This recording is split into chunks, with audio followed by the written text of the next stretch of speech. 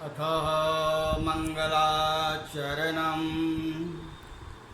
या कुन्दन्दुतुखारहारधवलां या शुभ्रवस्त्राविधा या वीणावरदण्डमण्डितकरां या श्वेतपद्मासना या ब्रह्मच्युतशङ्करप्रभृतिभिर्देवैः सदा वन्दिता सा मा पातु सरस्वती भगवतीं शेषजाड्यापहां। प्रवक्ता आधार पुरुषस्य नामः डॉक्टर कृष्णनारायण झा, सहायक अध्यापक, साहित्य, दूधालाल संस्कृत महाविद्यालय, मझौलिया, पश्चिमी चंपारण, बिहार। शीर्षकम कक्षा उपशास्त्री द्वितीय वर्ष। पुस्तक का नाम हितोपदेशः। शीर्षकम हितोपदेशम कथामुखम मित्रलाभ। पूर्व पाठ में मैंने गद एवं पद की व्याख्या किए थे। आज मैं अपरंच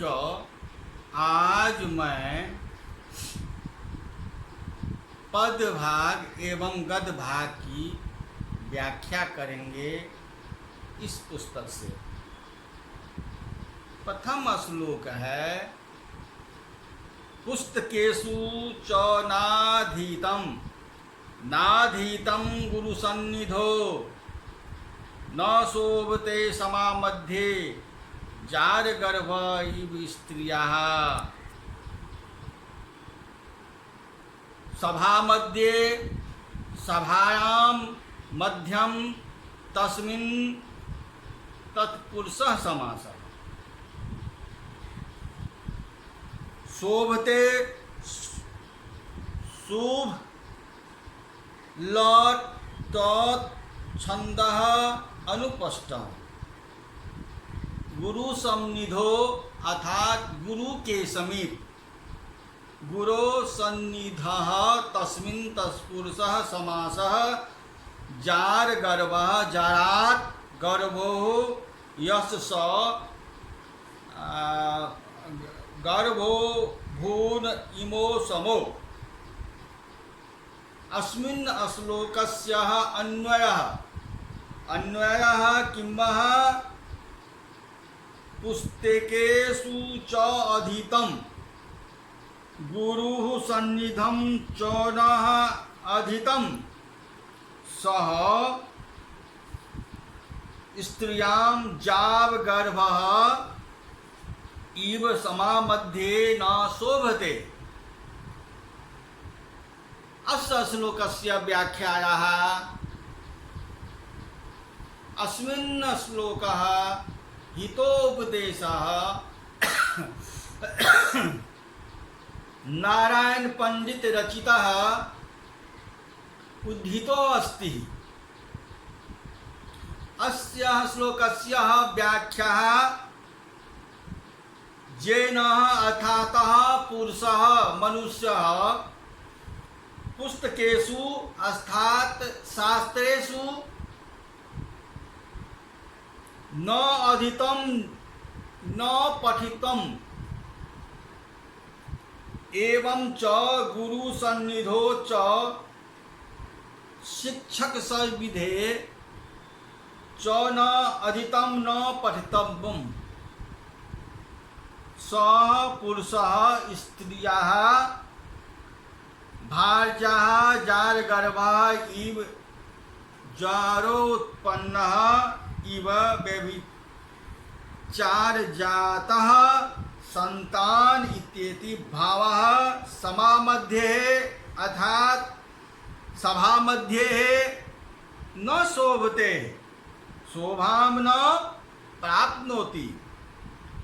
इस श्लोक का अर्थ हुआ जिस पुरुष ने पुस्तक का अध्ययन नहीं किया है, जिस मनुष्य ने पुस्तक का अध्ययन नहीं किया है और न ही गुरु के समीप गया है अध्ययन करने के लिए, वह पुरुष कैसे हैं इसका उदाहरण देते हैं कि स्त्री के जड़ से उत्पन्न होने वाला संतान के समान स्त्री के जड़ से उत्पन्न होने वाला संतान के समान सभा के बीच मध्य में बैठने योग्य नहीं होता है। अधितम अधित्यक्तः गुरु सन्निधो गुरु सन्निनः तस्मिन् तत्पुरुषः समासः। अब आगे यह श्लोक कार्य का है। एतत् चिन्तयित्वा राजः पंडिताः करितवानः राजोवाच भोवो पंडितः अर्थात भोवो विद्वानः पंडितमिंसः विद्वानः श्रूयतां मम वचनम, मेरा वचन को सुने।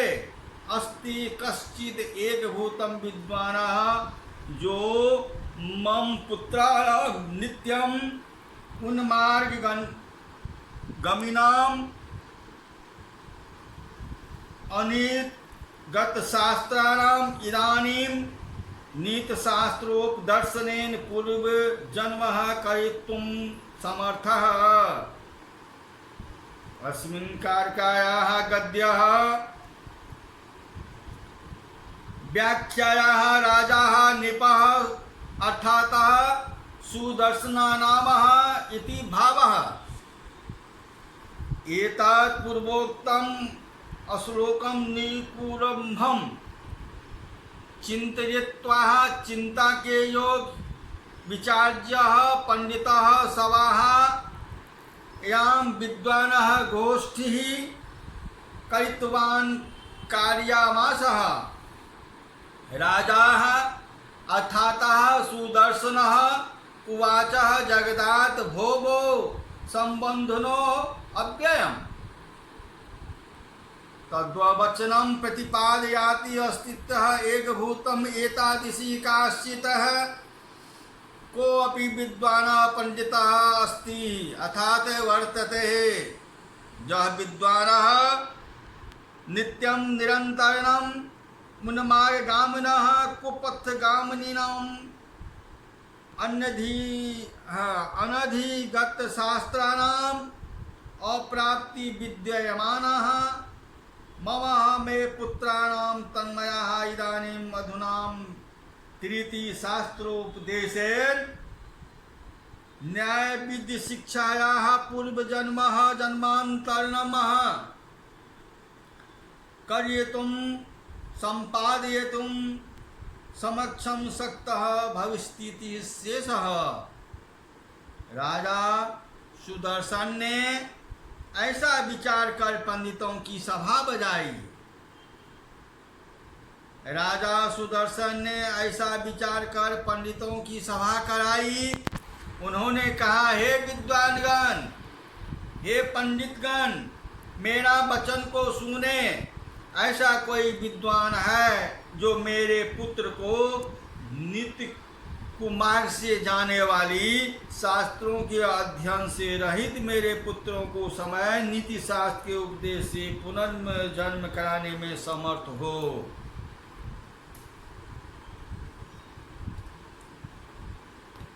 काचः कांचन संसर्गात् धत्ते मारकतिं धुतिम् तथा तत्सन्निधानं मूर्खो याति प्रणीयताम्। काचः कांचन संसर्गतात् मरकति सूति धत्ते तथा मूर्खः सत्त्वनिधारेण प्रणीयताम् अस्ति।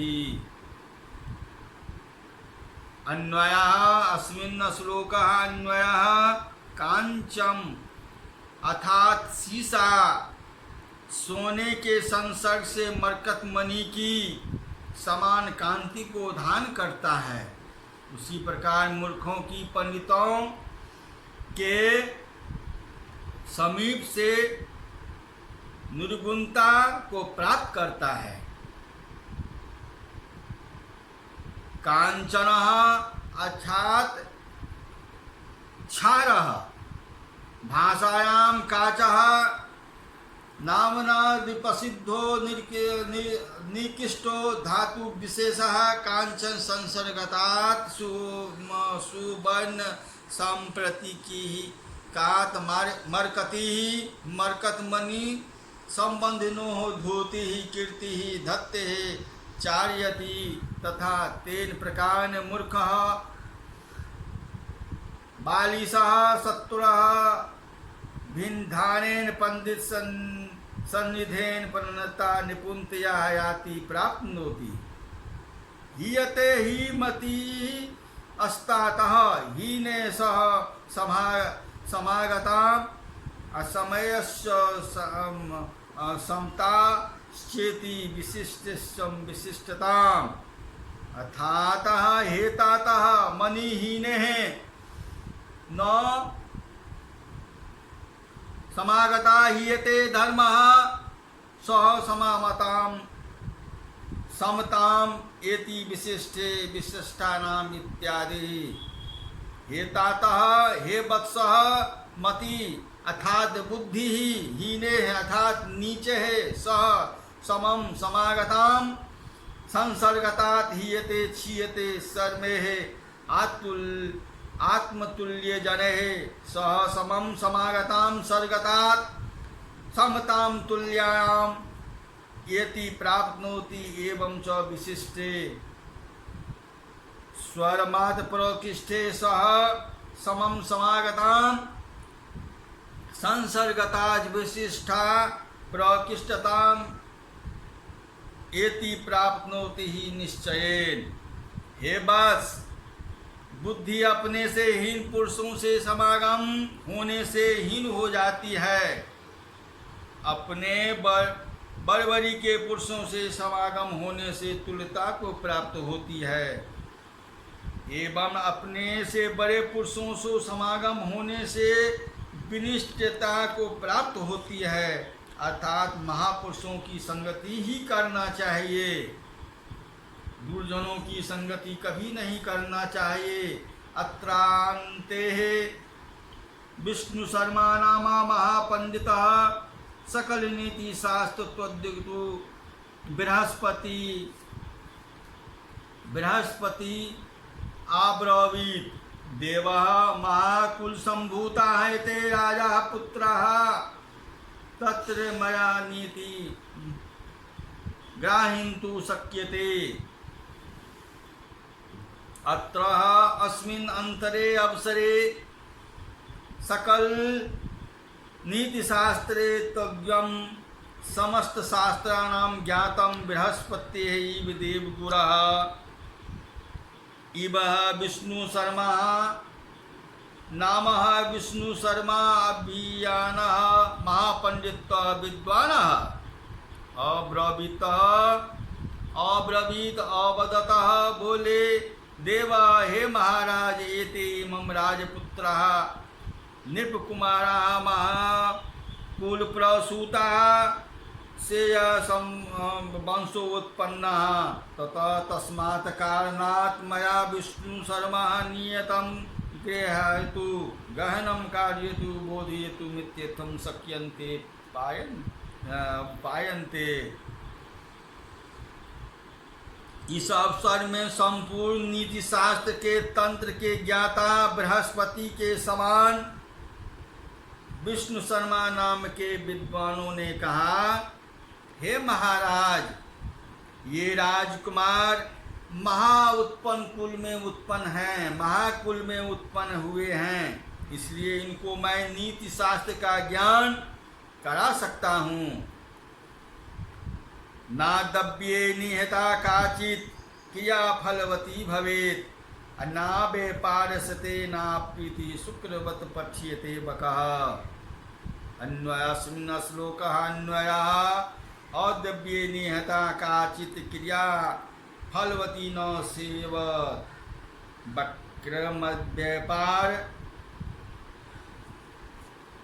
व्यापारेण अपि सक्रतु न पाठ्यते। अर्थात कहने का है अपात में रखी हुई क्रिया फल नहीं हो सकती है।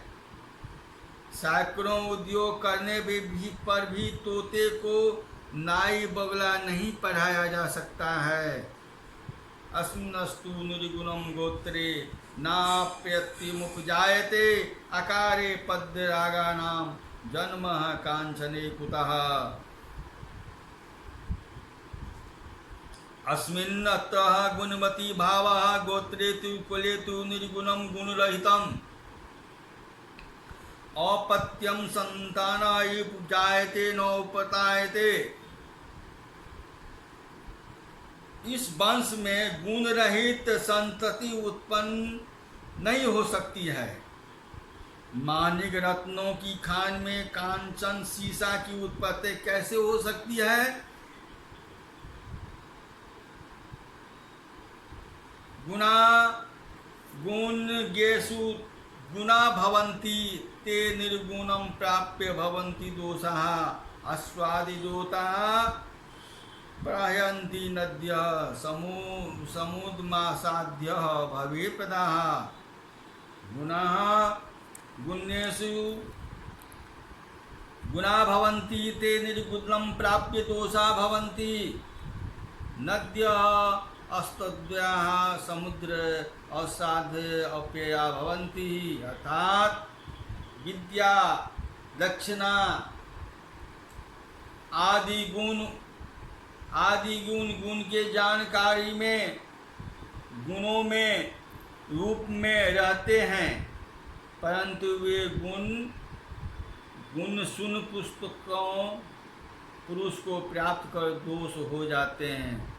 जैसे गंगा आदि नदियाँ पीने लायक जल वाली होती हुई बहती है, परंतु ये ही नदियाँ समुद्र को प्राप्त कर अर्थात खारा जल पीने योग्य वाली नहीं होती है। एतेषाम् अस्मत्पुरुषाणां नीतिशास्त्रोपदेशक भयन्तः प्रमाणः इत्यक्त्वा तस्य विष्णुशर्मणः बहुपूर्णस्त्वां समर्पितवान्। इस कारण से इन मेरे पुत्र को नीति शास्त्र के उपदेशक के लिए आप प्रमाण स्वतंत्र रूप से हैं, ऐसा कहकर विष्णु शर्मा राजा के पास सत्कार करके अपने पुत्रों को सौंपा। और अब जो है आगे मित्र लाभ। अब मित्र लाभ से क्या होता है? इसमें मित्र लाभ जो है ये उपदेश जनक है। मित्र लाभ काक, कूर्म, मृग और चूहे की कथा है। उसके बाद गगन लुब्ध पथिक की कथा है। मृग, काक और सिंगार की कथा है। गिरिध और मार्जार की कथा है। आगे है संचयशील मृग, संचयशील सिंगार की कथा है। और आठवां है हाथी और सियार की कथा है। इस तरह एक परस्पर एक दूसरे से मित्र लाभ करते हैं और मित्र से क्या लाभ होता है। तो अतः प्रसादात् पिष्टे सुखोदपविष्टानां राजपुत्राणां पुरस्तात् पश्चात् वक्तव्येन स पंडितो अव्यतः भो राजपुत्रः श्रीमन्तः अस्य गदायाम् अधीते अथ पुत्राणां समर्पणार्थं प्रसादे पिष्टे राजभवनो उद्धर्वभागे सुखो विष्टानां सानंद स्थितां राजपुत्राणां नृपः निपः पुरागमन पुरस्तात् पुरतः प्रस्ताव करवेन अवसर परिपाटयाः च पूर्वोक्त पंडितः विद्वानः विष्णु शर्मेत्यर्थः अवृत देवता भो राजपुत्रो हे राजकुमारा श्रीमंता के संता इस अनंतरम राजभवन की कटाई से सुखपूर्वक बैठे हुए राजकुमारों के सामने अवसर के क्रमशः पंडित विश्वकर्मा कहने लगे कि हे राजकुमारों सुनिए सुनिए, काव्य शास्त्र विनोदेन कालो गच्छति धीयताम व्यवसेन च मूर्खानां निद्रा कलहेन वा अन्वया धीमतां कालः शास्त्र काव्य शास्त्र विनोदेन गच्छति मूर्खानां कालः व्यसने निद्रा कलेन वः अस्ति गच्छति। अस्य श्लोकस्य व्याख्या धीमतां पंडितानां कालः समयः काव्यशास्त्र विनोदेन साहित्य विद्या प्रसादेन गच्छति गच्छति व्रजति मूर्खानां मूढानां कालः समयः स्वापनेन कलेन विवादेन वा अथवा गच्छति इत्यर्थः। बुद्धिमान जनों को समय के अनुसार काव्य और शास्त्रों के प्रमोद से बीतता है और मूर्खों का समय व्यसन से और निद्रा से विवाद बीतता है।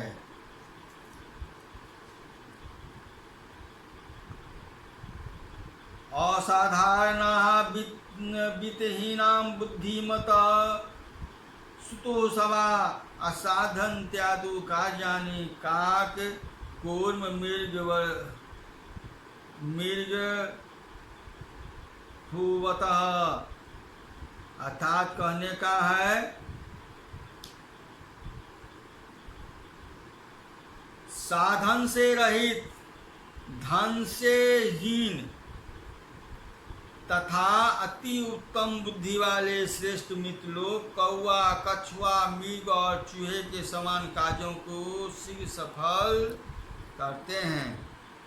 राजपुत्रः ऊचुः, राजपुत्र बोले कथमेव स्ववृतः अस्ति गोदावरी तीरे विशालः सालं मलितरुः अत्र नानादि देशात् आगत्य रात्रौ पक्षिणः निवसन्ति अत्र कदाचित् अवसानां रात्रोः अंचलाचलपूरा अविलंब्य भवति। कुमुदिनी नायके चंद्रमसी लघुपत्न नाम कहा वैस प्रबुद्ध कितांतनिव द्वितीयमत्वं पाशहस्तं व्याघ्रः पश्यत् तम आलोक्य चिंतयत अद्य प्रातरेव अनिशदर्शनं जातं न जाने किम अनभिज्ञितं दर्श्यति इत्युक्त्वा तदनुसमान कर्वेन व्याकुल लभतः। अब कहने का है राजपुत्रों ने पूछा यह कैसे। तब विष्णु शर्मा ने कहा गोदावरी नदी के किनारे बड़ा सेमल का पेड़ है, उस पर अनेक दिशाओं और देश से आए रात में चिड़िया निवास करती है। अनंतरः किसी समय रात के बीत जाने पर कुमुदिनी के नायक भगवान चंद्रमा के अस्त्र पर्वत की कोटि का अवलंब करने पर लघुपंत नाम के कौवे ने जग कर दूसरे यमराज के सदृश हाथ में पास लिए हुए गाधा अथवा बहेलिया को देखा।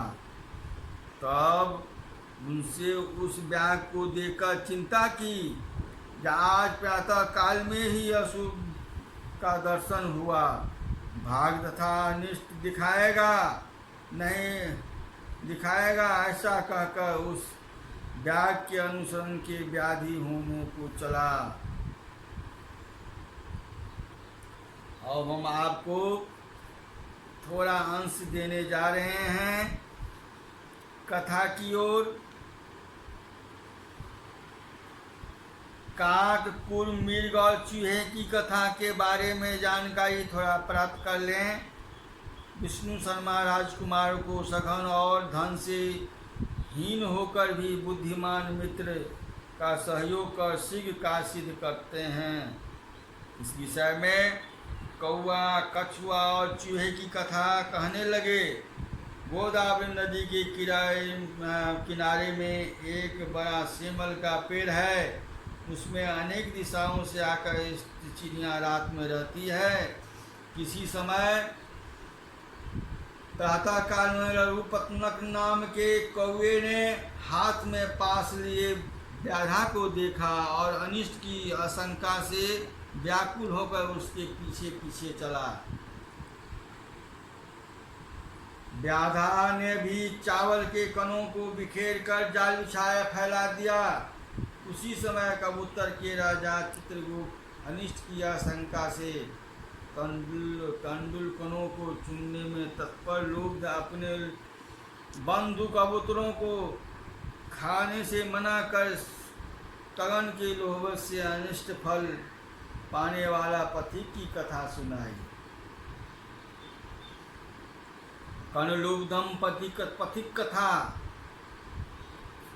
चित्रगुप्त ने कहा, दक्षिण अरण्य में घूमते हुए मैंने देखा कि एक बूढ़ा व्याघ स्नान करके हाथ में कूस लेकर तालाब के किनारे कह रहे हैं, हे पंथो, यह सोने का गगन ले लो। ऐसा सुनकर कोई लोभी पंथ अनेक चिंता नहीं करने पर पूछने लगा कि हिंस्त्र स्वभाव वाले तुम में हमें यह कैसे विश्वास करें। बाघ ने कहा, पहले जवानी में मैं बड़ा ही दुश्चरित था। अनेक गाय और मनुष्यों को मारने से पाप से मेरे स्त्री पुत्र आदि सब मर गए। मैं वंशहीन हूँ, अतः किसी ने मुझे दान धर्म आदि करने के लिए उपदेश दिया। इसी अनुसार मैं सुवर्ण कगन देना चाहता हूँ। तुम इस तालाब में स्नान करके इस कगन को ले लो। लोभ से पंथक जब स्नान करने के लिए तालाब में घुसा तब बड़ी कीचड़ दलदल में फंस गया और उस बाघ ने उसे मार कर खा डाला। इस कारण से इन तंडुलकनों में लोभ करेंगे तो हम लोग भी ऐसे ही दुर्गति हो सकती है। इसके उपदेश को अन्य कबूतरों नहीं माना और लोग बस आकाश से उतरकर सब के सब दाना चुनने लगे, जाल में फंस गए। अनंतर चित्रगुप्त ने विपत्ति में धैर्य करने का उपदेश देकर एक चित्र सब लोगों को जाल देकर उड़ने की आज्ञा दी। वैसा ही करने पर बाघ भी लोग इकट्ठे होकर जाल लेकर उड़ रहे हैं। जब इसमें विवाद होगा तब गिरकर मेरे अधीन होंगे, ऐसा सोचकर कुछ दूर गया। अंत में निराश होकर वह अपने घर को लौटा। तब चित्रगुप्त उन पर कबूतरों की गंडकी नदी के तीर पर अपने मित्र हिरण्य नाम के चूहे के पास गया। पहले तो वह हिरण्य चित्रगुप्त को पहचान कर डर से बिल के अंदर छिपा। पीछे उसके पहचान कर उसका पास काटने गए। तब चित्रगुप्त ने पहले अपने आश्रित कबूतरों का पास काटने के लिए उसने अनुरोध किया। अनंतर हिरण्य ने सभी कबूतरों का पास काट डाला। विपत की कारण होती है। कटकर दृष्टान कथा पढ़ना शुरू किया। अब आगे चौथा कथा है मृग, कार और श्रृंगार की कथा, जो आगे पाठ में मैंने व्याख्यान करूँगा। इति संपूर्णम।